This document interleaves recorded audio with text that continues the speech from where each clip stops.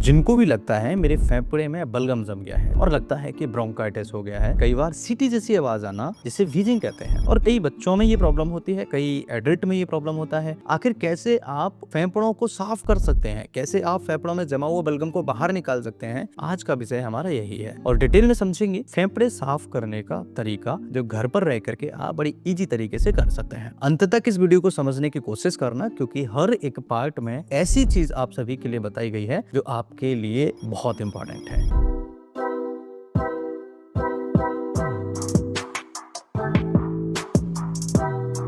Hello everyone, नमस्कार। My name is doctor Lokendra from Gwalior, Madhya Pradesh. दोस्तों, फेफड़े हमारे शरीर का फिल्टर, यानी कि हमारे शरीर में जो हवा जाएगी उसे फिल्टर करना है, सही हवा पहुंचाना है और ऑक्सीजन स्पेशली हमारे शरीर के अंदर फेफड़ों के जरिए पहुंचाना है। अगर हम सुबह उठते ही गले में बलगम साफ कर रहे हैं या सीढ़ियां चढ़ते समय ज्यादा सांस फूलना स्टार्ट महसूस कर रहे हैं, तो कई बार हमारे फेफड़े धीरे धीरे ओवरलोड होने लगते हैं। फेफड़े खराब होने की शुरुआती हमेशा कोई ऐसे सिम्टम्स हमें देखने को नहीं मिलते हैं। शुरुआत में हो सकता है आपको हल्की सांस फूलने की प्रॉब्लम, सुबह की खांसी होना, बार बार थ्रोट इरिटेशन होना या लगातार म्यूकस बनने की समस्या देखने को मिले। फेफड़े हर सेकंड हमारे शरीर के लिए ऑक्सीजन अंदर भेज रहा है। हर सांस के साथ ऑक्सीजन अंदर जाना, कार्बन डाइऑक्साइड बाहर आना, यानी लंग्स आपकी जिंदगी की एयर फिल्टर मशीन है। लेकिन प्रॉब्लम तब शुरू होती है जब smoking, passive smoking, pollution, dust exposure और केमिकल्स, रिपीटेड इन्फेक्शन और पुअर लाइफस्टाइल धीरे धीरे लंग्स पर स्ट्रेस बढ़ाते हैं, यानी लंग्स को खराब करना स्टार्ट करते हैं। क्या फेफड़े खुद को भी साफ करते हैं? यस।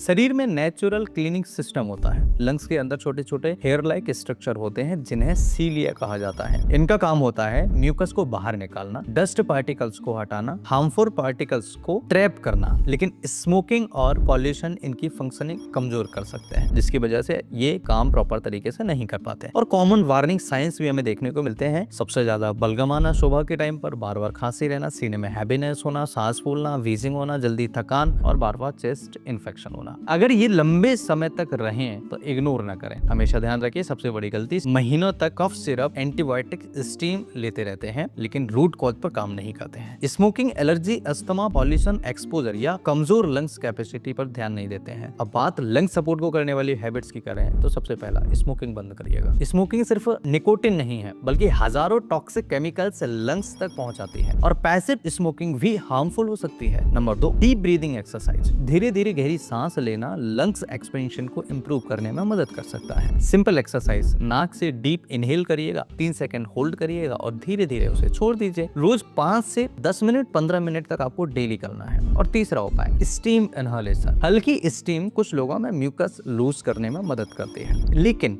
बहुत ज्यादा हॉट स्टीम नुकसान भी कर सकती है। और चौथा, वार्म वाटर हाइड्रेशन। पानी कम पीने पर म्यूकस थिक हो सकता है। प्रॉपर हाइड्रेशन म्यूकस को थिन रखने में मदद करता है, इसलिए पानी प्रॉपर पीजिए। और पांचवा, वॉकिंग। रोज तेज चाल से चलना lung efficiency, circulation, oxygen delivery को सपोर्ट करता है, जिससे हमारे लंग्स अच्छे और हेल्दी रहते हैं। अब बात करें कि होममेड सपोर्टिव ड्रिंक्स की, तो सबसे पहला ड्रिंक्स है जिंजर तुलसी ड्रिंक, यानी कि ऐसा ड्रिंक जो लंग्स को क्लीन करने में मदद करता है। अदरक और तुलसी लीजिएगा, थोड़ा सा वार्म वाटर लीजिए। ये तीनों का कॉम्बिनेशन बहुत इफेक्टिव होता है और कुछ लोगों में थ्रोट सूदिंग महसूस हो सकती है। और दूसरा ड्रिंक है हल्दी और मिल्क। हल्दी में करक्यूमिन होता है जो एंटी इन्फ्लेमेशन का काम करता है, यानी इन्फ्लेमेशन को कम करने में मदद करता है, जो इन्फ्लेमेशन पर रिसर्च में डिस्कस किया गया है। लेकिन हर व्यक्ति को शूट नहीं करता है। जिन लोगों को जुकाम खांसी ज्यादा रहता हो तो उनको शाम के समय हल्दी वाला दूध या दूध से बना हुआ कोई प्रोडक्ट नहीं लेना चाहिए। कोशिश करिए कि मॉर्निंग टाइम में लीजिए, वो ज्यादा अच्छा रहेगा। तीसरा,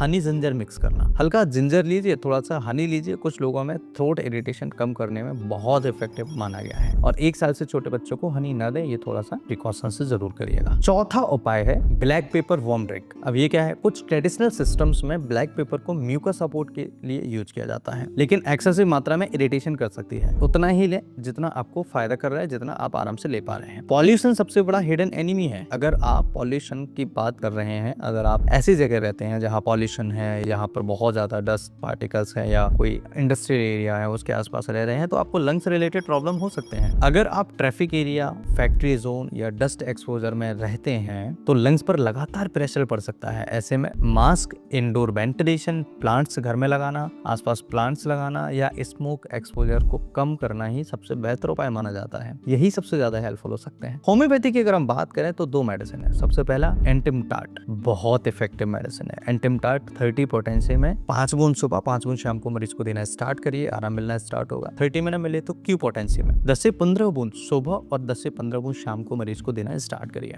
आप देखेंगे लंग्स की जो प्रॉब्लम्स है ठीक होना स्टार्ट हो जाएंगे। जो लंग्स में घड़ जैसी आवाज आ रही है या फिर बलगम जम गया है उसे बाहर निकालने में बहुत ही इफेक्टिव रामबाण मेडिसिन माना जाता है। एक्सरसाइज की बात करें, एक्सरसाइज क्यों जरूरी है? जब आप इनएक्टिव रहते हैं तो लंग्स कैपेसिटी धीरे धीरे कम इफिशिएंट महसूस हो सकती है, ये प्रॉब्लम होती है। रेगुलर एक्टिविटी से ऑक्सीजन यूटिलाइजेशन प्रॉपर होता है, स्टेमिना अच्छा होता है, ब्रीदिंग इफिशियंसी बढ़ सकती है, सपोर्ट करती है। इसलिए डेली एक्सरसाइज करना बहुत जरूरी है। कफ डेंजर साइन आपको देखने को मिलेंगे। अगर खून वाली खांसी हो रही है, लगातार सांस फूल रही है, चेस्ट पेन हो रहा है, अनएक्सप्लेन्ड वेट लॉस हो रहा है, लगातार वजन गिर रहा है, लगातार वीजिंग हो रहा है, सीटी जैसी आवाज आ रही है तो तुरंत अपने नजदीकी डॉक्टर को जरूर दिखाइएगा। उसके बाद कोई मेडिसिन लीजिए। सिर्फ होम रेमेडीज पर डिपेंड नहीं करना है अगर ये सिम्टम्स आपको देखने को मिल रहे हो तो। दूसरा मेडिसिन होम्योपैथी में है NL-18, न्यू लाइफ कंपनी बनाता है। बहुत इफेक्टिव मेडिसिन है। जिनको भी बार बार बलगम बनता है, लंग्स से रिलेटेड उनको इश्यूज रहते हैं, स्पेशली ब्रोंकाइटिस जिनको रहता है, फेफड़ों में सूजन आ जाती है नलियों में, उसके लिए बहुत इफेक्टिव मेडिसिन है। 15 से 20 बूंद सुबह और 15 से 20 बूंद शाम को गुनगुने पानी में मरीज को देने से आराम मिलता है। मैं आशा करता हूँ कि आज हमने सीखा लंग्स को कैसे डिटॉक्स करते हैं, लंग्स को कैसे